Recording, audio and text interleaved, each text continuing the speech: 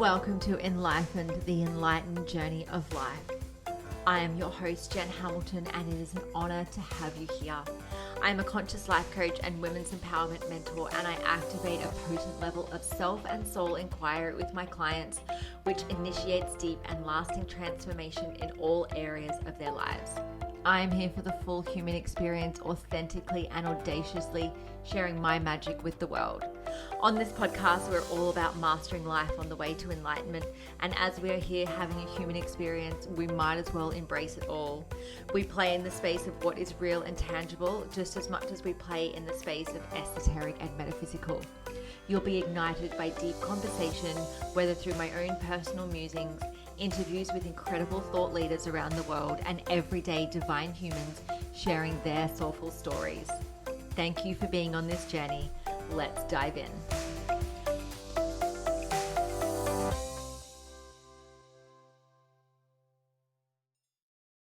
Hello and welcome to another episode of the Enlightened Podcast. I'm your host, Jen, and today I'm joined by Ashley Carlotta. As a certified accountability health coach, Ashley has held hundreds of clients accountable to eat well and exercise consistently while living in moderation and practicing mindfulness. She is the founder of Better Health by Accountability. She coaches people all over the world and believes that daily accountability support is key to reaching your health and wellness goals. Her coaching provides daily communication, check-ins, guidance, and continuous reminders. Ashley's clients are successful with her direct, no excuses, and fun-loving style. Ashley is such a beautiful soul, and it was so inspiring to interview her, so I know you're going to love our chat. So without further ado, let's dive in. Welcome, Ashley. Thank you so much for joining me. Thanks for having me. Now, you're an accountability health coach. I would love to hear what it is that you do and what is the magic that you bring forward into the world. Yeah. So, in a nutshell, I help people be consistent with their health goals because a lot of times people know what they need to do. They need to be exercising consistently. They need to be eating good foods, nutritious foods, and fueling their body and all of those things. But a lot of times we do that, maybe Monday, Tuesday, and then all of a sudden we're like off the wagon and we're wondering why this whole thing isn't working. So I guide people and I keep them on track and I hold them accountable. It's really is fun. And I make such good friends with my clients because I'm in contact with them all the time. Absolutely. What is it that led you on to this journey? Have you been in the health industry for quite some time? No, but you know what? Today's my 3-year business anniversary of health Happy coaching. anniversary. Thank you. Never intended to do this, quite honestly. I struggled with my weight and my body image and everything throughout, 30 years of my life. And it started out from a very, very young age where I knew that I was like bigger from the other girls around me. I had to be in this Nutcracker show and I had to wear a leotard and tights and I was crying and I was telling my mom I didn't want to do it. So, it started way back then. And then, I never had anything to wear. I'm sure I drove my mom insane, like in the early tween years and stuff like that. And so yo-yo dieting was my jam. I tried all the diets out there possible. And after I had my second baby, I'm fast forwarding a lot, but I was just so done and I had gained a lot of weight with both of my pregnancies so far. And I wanted to do it right this time. Like I didn't want to get on a restrictive diet, lose the weight, be miserable in the process, and then just to slowly gain it back like I had always done in the past. So I gathered some friends around me. I was pretty vulnerable for like the first time in my life about how I really felt like about myself. And I started just asking questions like, so what do you have for lunch? And like, what do you do for exercise? And, because before I would go out to dinner or lunch with a friend and I'd be like wondering, like, okay, they're not finishing everything on their plate. So, like, is there something to this? Like, what is wrong with me that I feel like I have to finish everything on the plate? And I realized that truly I was eating emotionally, I was binge eating, and I wasn't handling my emotions the way that I should be. I was using food for comfort. And so, through a long journey with myself and learning how to fuel my body properly instead of just restricting and focusing on the number of calories and focusing on the number of calories I was burning. I got to my goal weight for the first time in my life, like a weight that I hadn't even seen since like high school. Again, it's not all about the weight because I mean, I was strength training and all the things too, but I just felt good. I felt good for the first time in my life. And I maintained that for 2 years, never had done that before. We decided to have another child. And after that, I mean, I gained weight with her, but I didn't gain as much weight. But it was, you still want to get back to the body, you had before that and stuff. So I just was having trouble finding the motivation, even though I totally knew what I needed to do.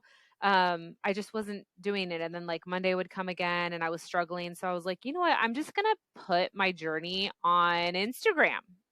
Like every normal person would do, so that everybody could follow me and I would have to be held accountable. And I had weigh-in Wednesdays and I was showing what I was eating and what I was doing for my workouts.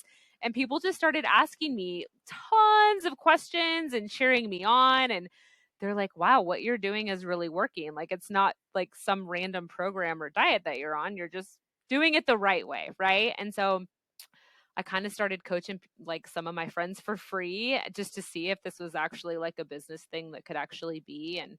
And here we are. I've built a business. I have coaches that work under me now, and we just have a majillion people, especially right now in the beginning of the year, that are just like, yes, this is what I need. I need support because I know what I need to do and I'm not doing it all the time.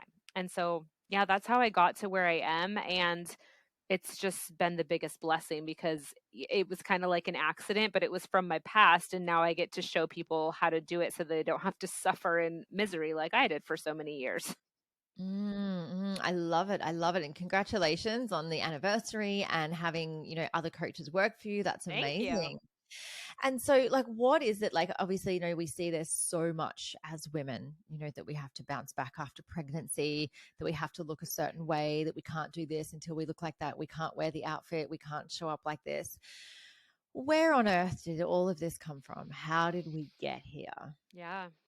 I mean, I just think magazines and movies, and what's kind of cool now is we can read articles and we can read books and we can see that like they weren't necessarily happy being as skinny as they were, right? And there was this in the industry, it was like you had to be a certain size. I read like Jessica Simpson's book about how she actually felt comfortable in her own skin, but then she would go to an interview or something and they'd be like, well, you just need to lose about like 15 pounds or, and she's like, it's just, man, it just makes you think like, wow, I'm not good enough. I'm never good enough. And I agree with like the postpartum bodies and stuff. Like I by no means was trying to do anything like fast and furious, but at the same time, we want to fit into our clothes and we want to feel confident and we want to feel strong and toned. And so it is one of those things that you do have to do slowly because if you do anything quickly, wherever you are in your journey, you won't stick to it. And so you have to build on these habits and really get a good grasp for what you do daily and what you do most of the time matters. And that will get you where you want to be if you're not trying to have a quick fix and you're not trying to race there. I love it. And we'll go into that, but I want to just sort of touch on, I guess, sort of like, we can call them fad diets, ways of being. Like there's so many out there and a lot of them do have a science behind them, so for example, the keto diet or the paleo diet, like that. I mean, there's science behind everything. And then there's always two sides to everything. In your, I guess, professional opinion, seeing these certain, diets or fads pop up, and, they might work, like they're like people that do like a keto diet or drink the exogenous ketones might have rapid weight loss and think, well, this does work. In your experience, are these things sustainable? What is the science that you understand behind these things? Right. Well, here's the thing. If you are in a calorie deficit and you're exercising regularly, you will lose weight. But what I've found, and I have a lot of clients that come to me through one program is Optivia, and they restrict your calories so much that they tell you not even to exercise in the beginning, which to me is a red flag because if you're needing to restrict your calories so much that you shouldn't work out because you might faint and die, I'm being dramatic, but you know what I mean? It's like I would never tell one of my clients to stop exercising for a while unless there was like a really legit reason for that. Um, and keto, paleo, whole 30, the different supplements, the, slim fast, all the bars and all the things that you can do. The thing that my clients come to me is they're like, okay, well, I did that for a while, but then I stopped. And it's like, and I'm always like, why did you stop? Well, because there was restriction somewhere in there. There was something they were taking out. Either you're taking out all the carbs, or you're stopping sugar for a really long time, or you're stopping alcohol for a really long time. Now, some people do that for other reasons, obviously, but anything that you're going to do that's extreme is not sustainable. And so what I try to do is introduce the balance and the moderation around all things so that you can still go out and have a drink with your girlfriend, so that you can still have cake at the birthday party, so that you can have a little bit of sugar now and then. And carbs are not the devil. Like, they really aren't. And I don't think that you should ever completely take them out of your body, because we do need them for fuel. And so I have people come to me with different, health issues, like either their thyroid has gotten worse, or they have really low energy, or their cholesterol has gone up. And so I've found that my approach of being balanced and not extreme in any way really, really works for people. And it gets people in that right mindset to eat intuitively and find that food freedom so that they don't feel like they're missing out. Because as soon as you feel like you're missing out and you're not able to have certain things, you're just going to want it more. Trust me, I've been there. It's so true, isn't it? I did the keto thing for a little while. I was drinking the exogenous ketones, and I mean, I wasn't doing it to lose weight at the time. I really didn't need to, and I was doing it more for the energy and stuff, but I could see how people really get sort of stuck on that cycle and then like essentially hooked on the product because, they're having this experience of weight loss or more energy or, whatever it is that they're looking for, and then they don't want to go back to the way that they were, but ultimately they've got themselves trapped into a bit of a cycle there. Right. I know. And it is one of those things. Okay, so the diet industry is a $71 billion industry with a 97% failure rate as far as people Wow. sticking to them. Isn't that crazy? And I say as a whole, still buy into it. And you bet your bottom dollar this is probably one of their best months in January here, because everybody wants to do it fast. They want to do it fast. They want to get it over with. Why do you want to get over with? Because it sucks.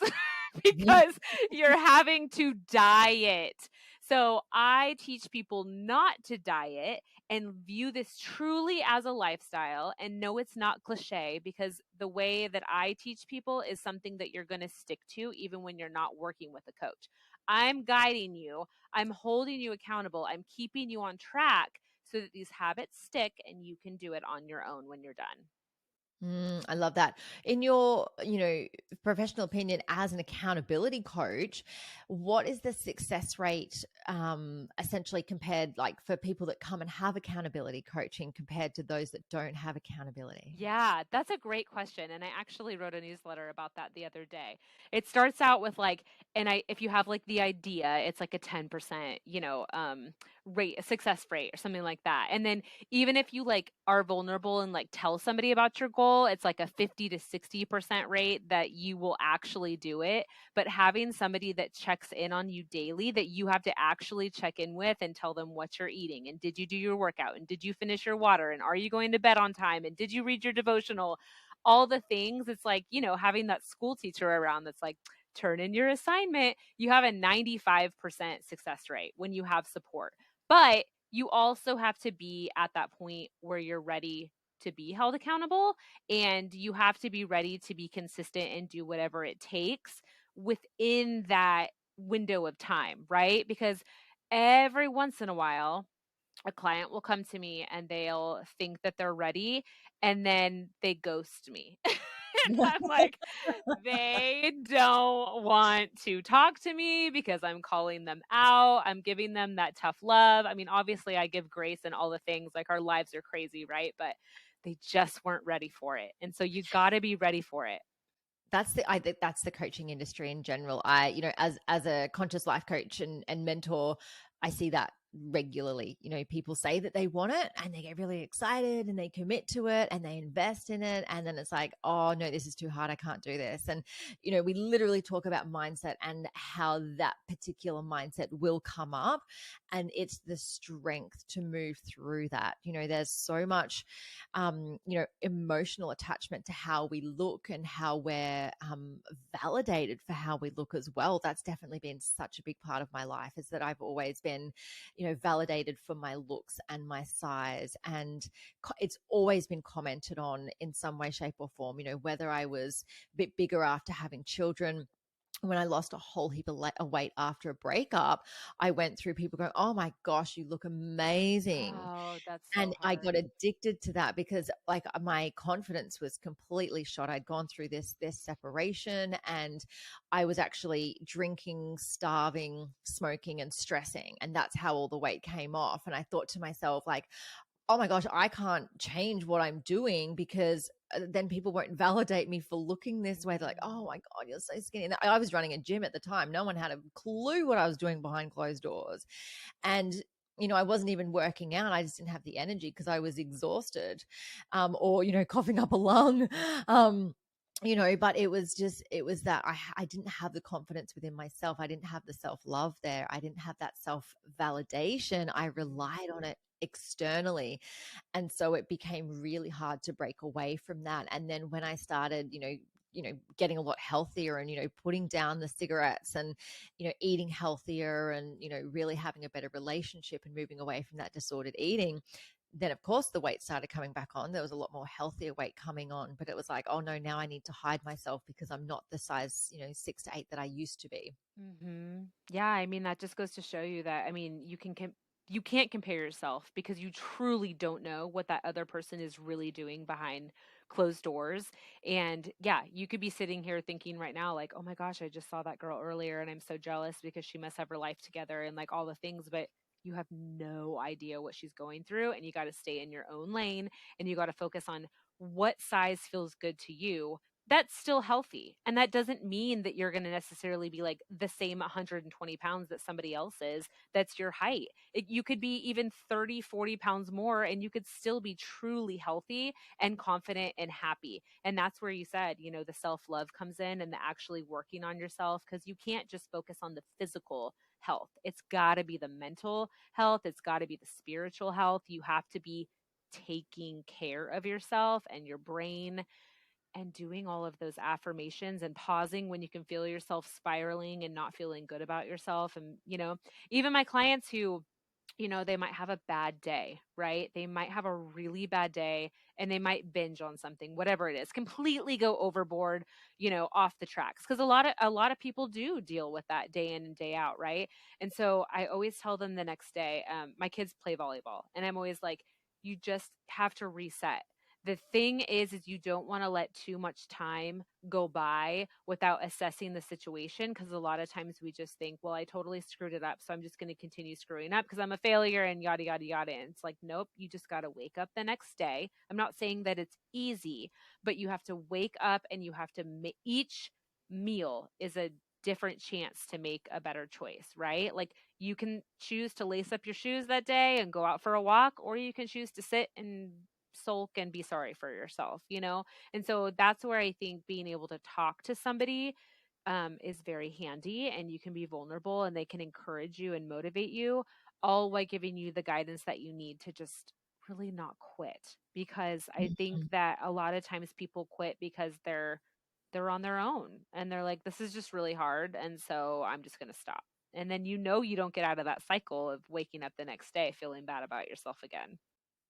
Yeah, that's so true, isn't it? And like we have this sort of this frame of mind that says, oh well, I've fallen off the wagon, I've gone off track. Well, I'm just going to go even further off the track. And it's actually, it's harder to come back into alignment with what your goals are and what your values are around health. And, one of the things I guess, through knowing and teaching NLP is like the thought process. When I think of lose weight, I mean, essentially it's a double down on a negative. I don't want to be a loser of anything, and I don't want to have to think about weight. And it's that towards and away motivation. We get so far away from what we don't want, but when we're trying to get away from something, that's where our mind is. But if we bring our mindset towards what we do want to experience, we're more likely to chase after that. And so Right. for me, it's about I'm moving towards vitality, I'm moving towards strength, and that feels better than weight loss or dieting or anything like that. Yeah, and even just being able to say that you're in control of the situation, because a lot of times my clients feel out of control and they come to me and it's like, food controls me. You know what I mean? Like those cookies, they were calling my name and I could not say no, and they hopped in my mouth or whatever it was. But yeah, to your point about that, it's like most of my clients, they come to me and they're like, okay, I want to lose 30 pounds, whatever it is, right? And it's like, okay, but what do you want to gain? Just like you said. And it's not just about the weight. Like, truly, yes, I know you want to lose fat, but you also want to gain muscle. You want to have energy, and you just want to feel better about yourself because you're taking care of yourself and you're being consistent and you're making it a priority and you're doing it daily instead of just once in a while.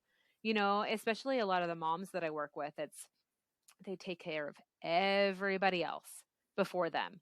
And, I always use the analogy. I'm like, if you're going to go on like a road trip with your kids for the day, like you're going to darn well make sure that you have like probably a lunch packed and some snacks and some water, because what happens when you don't? Your kids melt down and they can't Mhm. handle themselves.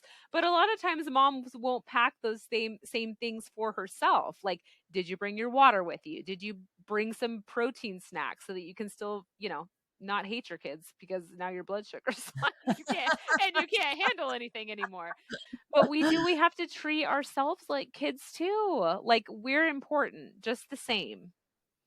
That's so true. I've been caught out in that so many times. I will pack everything for a picnic for the kids, pack all their snacks, bits and pieces. I'm like, oh, I didn't think of myself. I just, they were my priority at the time.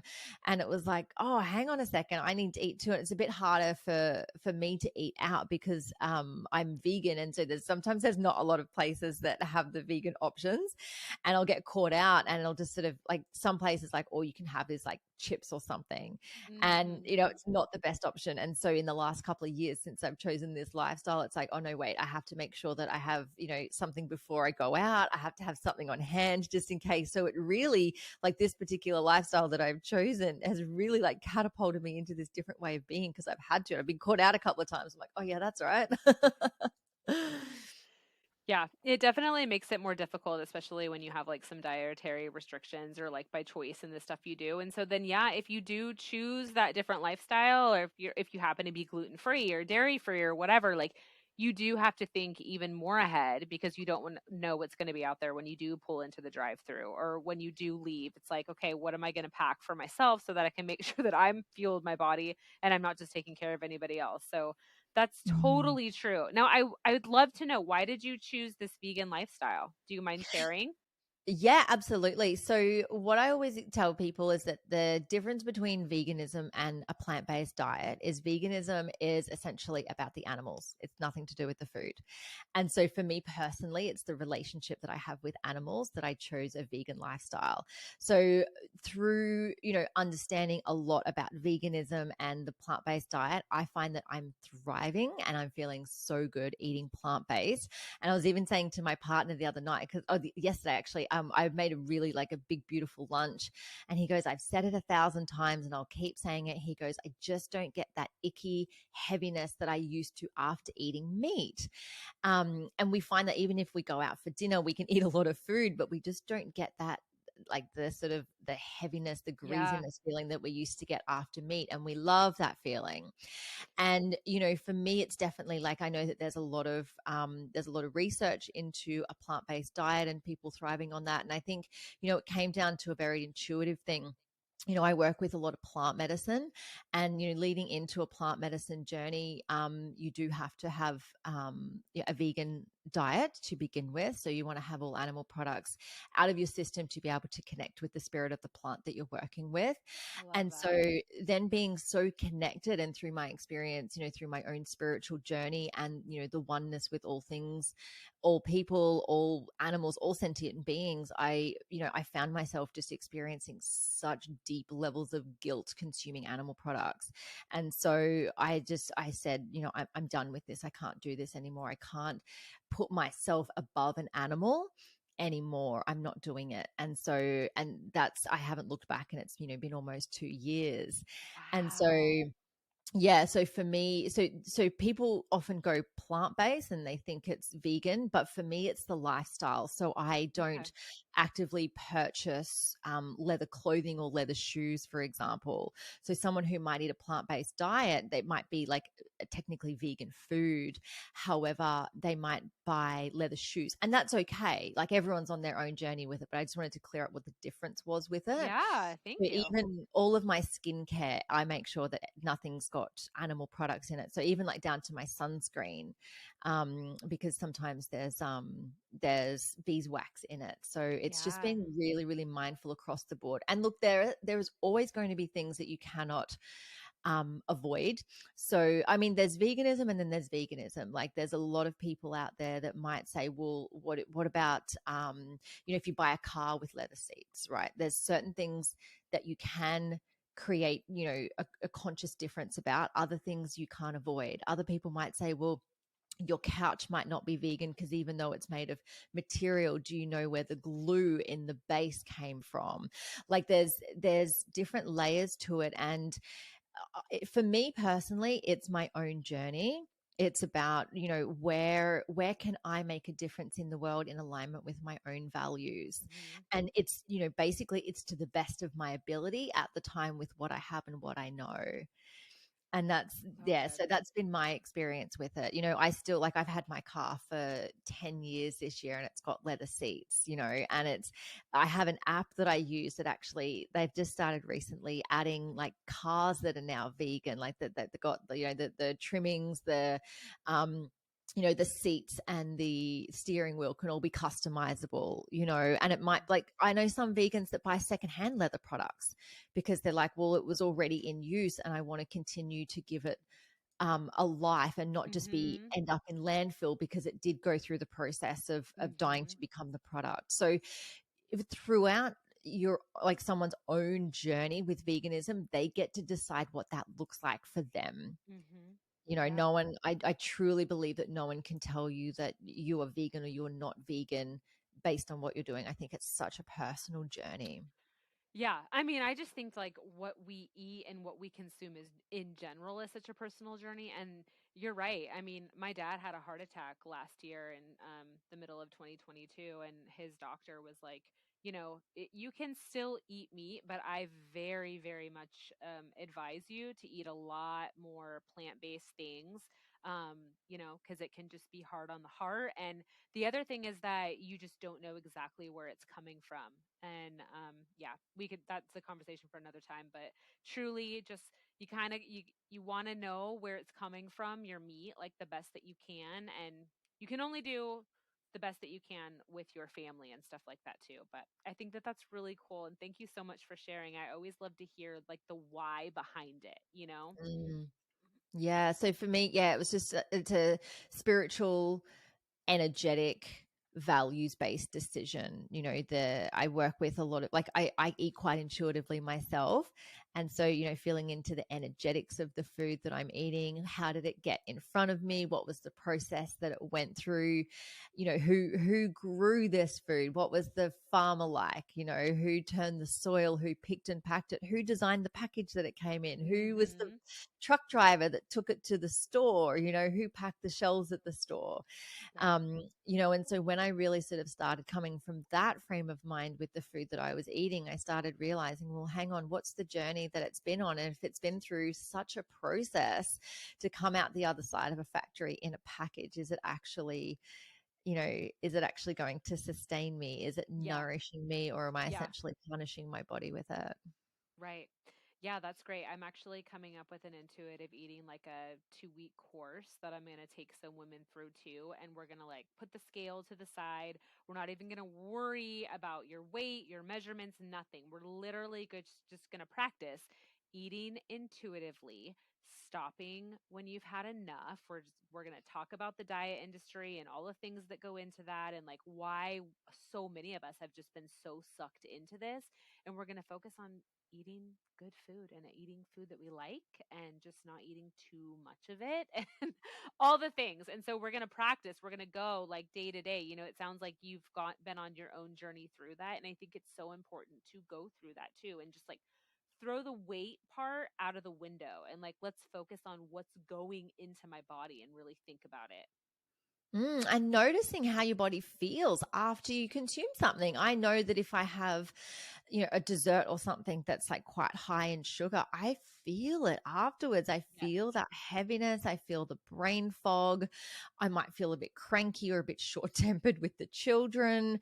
And I'm like, oh, wow, that sugar's really affected me. It's a And, drug. Yeah, for sure. yeah, Hmm. yeah. And so just being really mindful of it. And it's funny, like since, choosing this vegan lifestyle, like every time I would go to the shopping center, I would be like, or even the petrol station, I would be like, oh, just grab a chocolate bar because it was on special or it was for the sake of it. And now they don't have vegan chocolate bars at the front there. So they're just not in my line of sight. So I don't Yeah. have them as much anymore. And I actually don't really crave chocolate or sugar much at all anymore.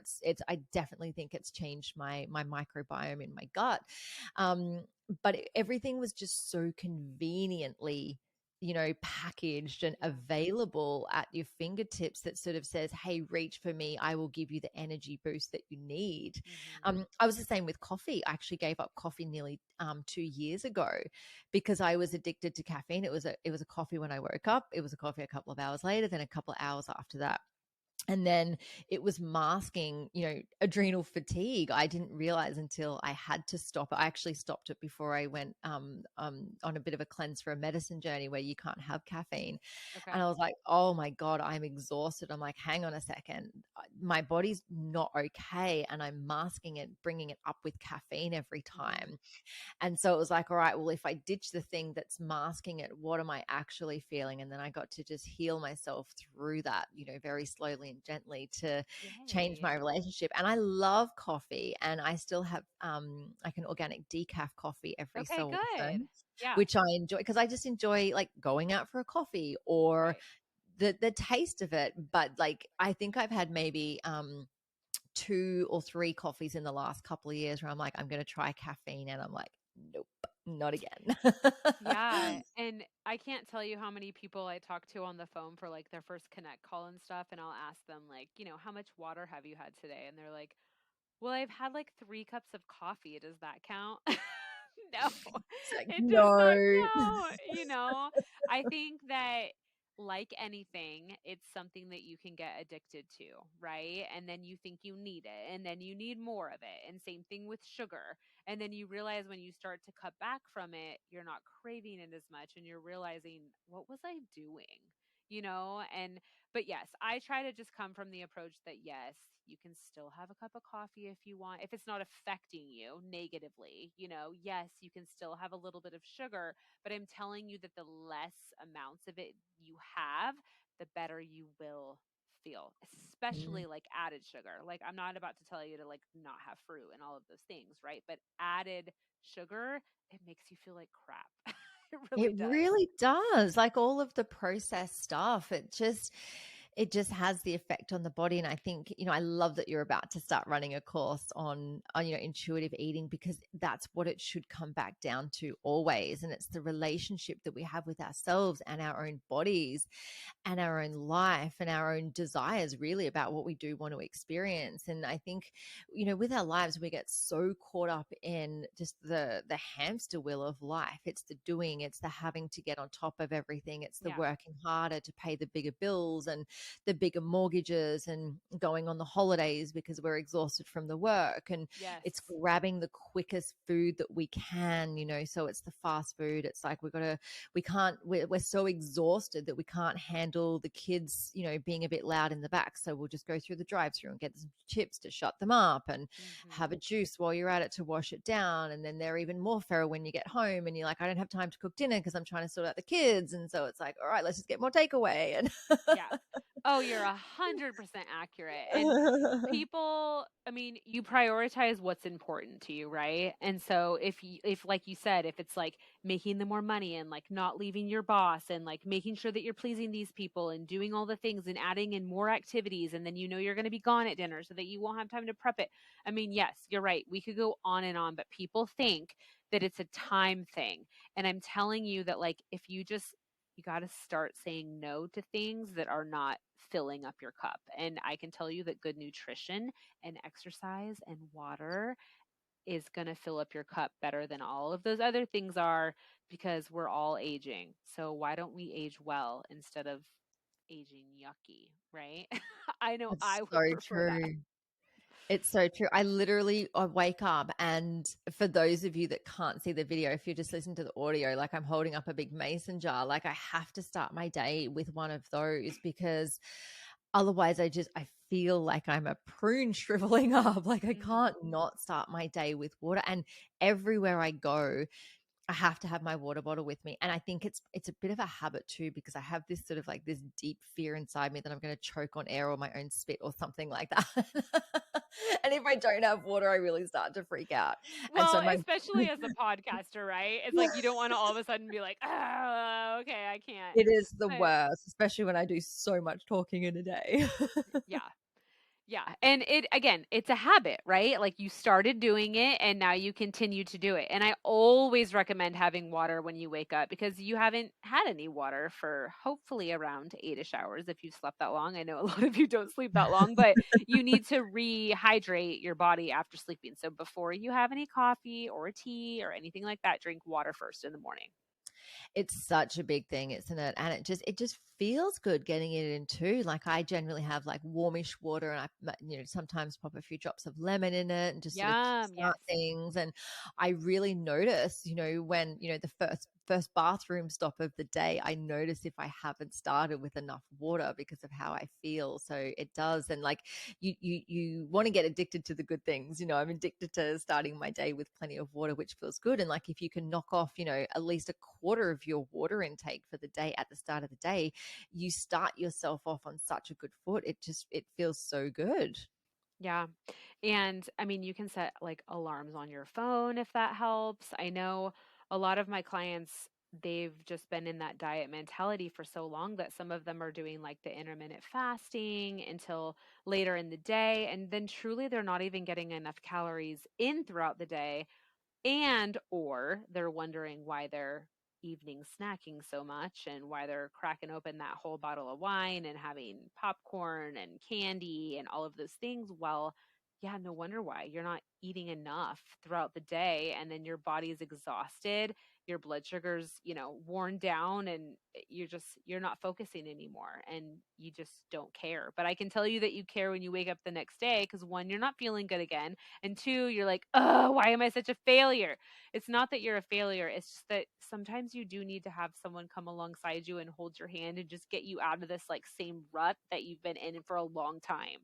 Yeah, you need a circuit breaker, 100%. You need something to break that cycle. You just touched on intermittent fasting as well. I would love to hear your perspective on intermittent fasting. Yeah. So I do have some clients that come to me, they say they've been doing it for years and they're really happy with it. And it's like, okay, well, you're coming to me because you're unhappy with something, whether it's your body tone or your body composition or you want to lose more fat and whatever. So I'm not against it, but usually what I do have my clients do is start having breakfast in the morning and seeing how that feels. And almost all of them that do say that they wish that they hadn't for so long. And if they are eating on a good schedule, I feel that within about 2 hours of waking up, like your body should tell you that it's hungry for something. And you should listen to that and honor that too. Like, especially if you're exercising in the morning. I know for me, like if I don't properly give myself like a little bit of protein and stuff, or and even some carbs and fat with that, like I don't feel good. And so sometimes people will come to me and they're like, okay, well, I get up at 5 o'clock and I do my exercise and then I just have water all the way until, 1 or 2 o'clock. And I just don't think that that's like the natural right thing to do for your body. And you can have just as good of results without doing that. And so again, I believe personally that it's just like another thing, like another fad that people do. But if it works for you and you're getting enough calories in and enough good fuel within that window, then keep doing it if that makes you happy. But for like, I don't want to be able to tell my kids like, well, oh, sorry, mommy can't have breakfast because I'm intermittent fasting all the time. And I don't want to miss out on like a girls' brunch if they're going out at like 11. And then, and I know that you could change things based on the situation. But for the most part, like, I want to have breakfast in the morning and I really enjoy my breakfast in the morning. And I think it's good to have something in your stomach other than just coffee or something too, to nourish yourself. So that's my opinion. But that's not to say that it can't work for some people as long as they're doing it right. I think it's all about getting those right nutrients in the window that you've got the time to eat. And I think that's where a lot of people may fall down because they get to a point where they're so hungry and it's like, what's the quickest, fastest thing that I can get in? And it's not necessarily the most nutrient dense thing that they can have. And then they're missing out on, like, even though it might be sort of in that lower calorie range, it's about the nutrients, the macros and the micros going in and, sustaining them until they go into the next cycle. So yeah, I love that you mentioned that. We sort of touched before on, starting the day with water. What is your morning routine look like? True. So I get up and I do like I take my pills. I always do that first because otherwise I will totally forget. And I don't take like a bunch of vitamins or anything. I just make sure that I have like my vitamin D because that's like really important for especially women who like struggle with like a little bit of anxiety. And also, again, just not to touch on everything, but when we go outside in the sun and when we're wearing sunscreen, we're not even getting the vitamin D that they say, oh, go outside and get some sun for a while. So vitamin D3, very important. That was a side note. But in the morning, generally, like I actually am really excited to text my clients. And so as much as I tell people not to like get on their phone like right away, like I usually have like my quote of the day picked out. And like when I'm texting my clients and encouraging them, I'm also encouraging myself at the same time, like, you got this, you can do this, you're gonna have an amazing day, like, you know what I mean? Mindfulness, whatever that is. And so usually what I've been doing lately is I've been getting ready earlier because I find that if I get myself ready earlier, I'm ready for the day, whatever that comes. And then I find myself more patient with my kids and like getting out the door because I used to do me at the end. And then I was always the one that was like stressed and yelling at everybody because they weren't ready. So I get up, I drink my water, have my pills, I have a cup of coffee, and I usually always have like a couple of hard boiled eggs in the morning. And then once I get the kids off to school and stuff is when I like to do my workout. I will never be like a 5 or 6 o'clock worker outer. I'm more of like an 8, 9. And then from there, I usually will make like a protein shake and yeah. And then I jump into work and I try to get as much as I can while, while they're gone at school. You guys all know how that is. It's so funny, isn't it? And because I've got my kids, I've got shared care with their dad. And so, yeah, the days that I don't have my kids look very different in the mornings. And so it's just about creating your own routine that works for you, whether you've got kids or whether you don't have kids or whether, you've got them part time. You just get to, create those routines. And I love a good routine. I thrive on routine and, shifting mine up a little bit this year. Things are changing at my kids' school at the time I can drop them off now. And so it's about, all right, well, when do I want to do my workout after I've dropped them off and before I start clients? And what does that look like now? So it is enjoyable, to get up and, do like whether you do your visualization. I always, encourage clients that work with me, to do their values work, do a little bit of journaling, do their gratitude, sit down, they might make a ceremonial cacao or have some water or have a stretch or do some yoga, whatever that looks like, setting yourself up for the day Mhm. starts. I mean, not only does it start in the morning, I find that it starts the night before. It's about Yes. what I'm doing the night before, making sure I am going to bed at a reasonable hour. And it's funny because my partner and I, now that we're not on holidays anymore, we're sort of both back into work. We said, okay, no, TV's only at nighttime on the weekend. And we were up a little bit later than usual last night. And so we actually slept longer this morning. And I was like, oh, that's that thing that we used to do. And like, I would rather get up early. Like I love getting up, that 5:30, 6 o'clock. And sometimes I've got, podcast calls at 5 a.m. So I've got to be up at 4:30 anyway. Wow. And it's summertime here at the moment in Australia. So it's so easy to get up early because it's such a beautiful time of the Mhm. day. And I can find I can get more in, but it has to start the night before because I have to get that, that really solid sleep and, making sure that I'm not, in front of a screen for too long prior to falling asleep and that I'm winding down nice and gently and, even having a cup of tea or, something like that. So, Yeah. For me, like prayer is big for me too. And so that's something that I try to do in the evening and in the morning. And it just kind of sets me up to be like, okay, God, whatever you have for me today, just get me through it and help me to do the best that I can possibly do and try not to like control every single situation and stuff like that. So that does help me center. And like you said, it's sometimes some people have a really hard time falling asleep and stuff. And so I try to have my to-do list for the next day done. And I mean, it's not even like this whole thing. I just open my phone and I have like my notes app. I just put like a couple of things that I have to do to make sure that I won't forget. That way I'm not waking up in the middle of the night like, "Oh my gosh, I forgot that I have to do this." And we've all been there. Yeah, and planning ahead for anything that has to do with taking care of yourself is always going to benefit you in the end. yes, I've got a Google Calendar with all of my appointments and everything in it. And then my to-do list is on a Trello board. So it's all digital. So I can actually move things. If I don't get something done in a day, I can just like literally just drag and drop it onto the next day. But Sweet. I have a day, like I have like columns for instead of a to-do list, it says I'm excited to do.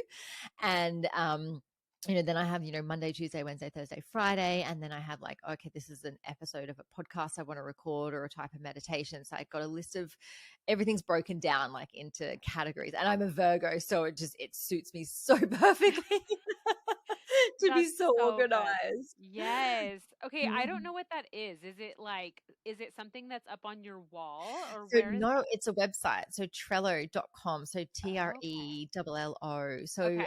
there's another Asana is another one that you can kind of do I've and you can heard of that share one. boards with Okay. people. Yeah, it's like that. So I just have one. I have one for like my business and my life. I have one with one of my business partners. We do goddess retreats together. So we both have access to it. So when it's coming up to do a retreat, we both have, access to the board where we start making notes about every category of everything we have to take care of Okay. and we can both access it and such an easy way to do things, so it works really really well if you've got a business or you just and it's free, like you don't have to pay for it. Okay. um I love it, and you can change like the background to like a nice pretty picture on there as well, so Okay. I'm all about the Awesome. pretty pictures. Awesome. All right. I'm Mm. noting that down. Yes, yes. No, I find like the easier I can make things. I always find as well, like say for example, I've got to get up at 5 a.m. for a podcast. I always make sure like all of the pieces of paper or the forms or whatever it is that I need in front of me for that particular episode are out on the desk ready to go for me for the next day. And then I think to myself, oh, thank you yesterday, Jen. That was really nice.